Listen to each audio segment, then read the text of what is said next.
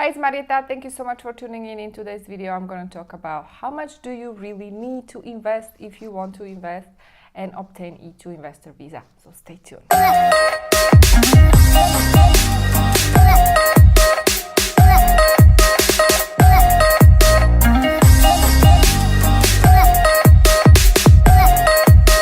Alright, so how much do you really need to invest if you want to obtain E2 investor visas? Well, this is frequently asked question, and many of you guys are not clear how much do you need to invest and what does it actually mean to invest. So first things first, you need to invest substantial amount of capital, and substantial is very relative and it depends on your particular business. You know, each business is different, and maybe in your business substantial will be $50,000, but maybe in other business 150K will be substantial. That is really determined by the business plan, and you need to do your own market research to determine the number. There is no set minimum and maximum like in case of EB-5. EB-5 is also called investor visa. It's a green card through investment, but it's different than E2 visa. EB-5 is a green card, E2 visa is a visa.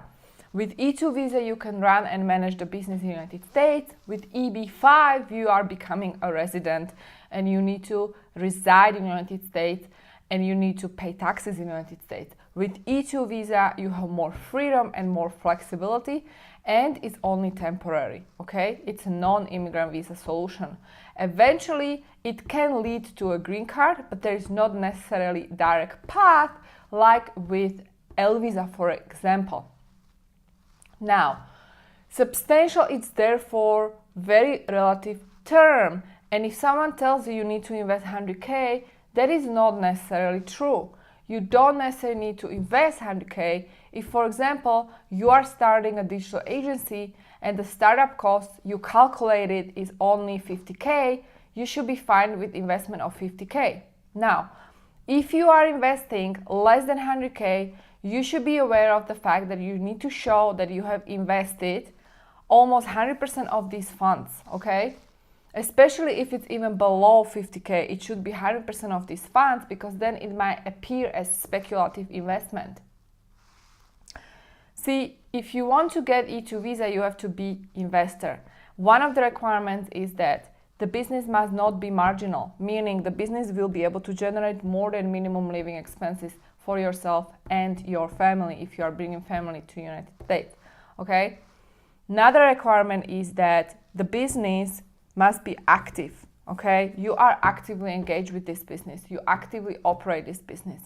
Another requirement is that the business must not be speculative, okay? So for example, if you're buying a real estate, okay, that is considered more passive investment unless you are turning this business into a company that is, for example, buying and selling properties, flipping properties, which is in fact a different business activity than just investing into one property on your own, which is going to be considered passive investment.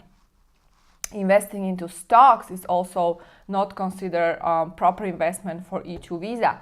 So you need to understand any kind of business where you actively participate on daily basis and you are managing this business is considered, and the rest is speculative or passive investment. Now, you as investor need to bear the risk of investment. You have to show that these funds are coming from legal source, either they are your funds or you obtain these funds from legal source, and you as investor bear the risk of investment, okay?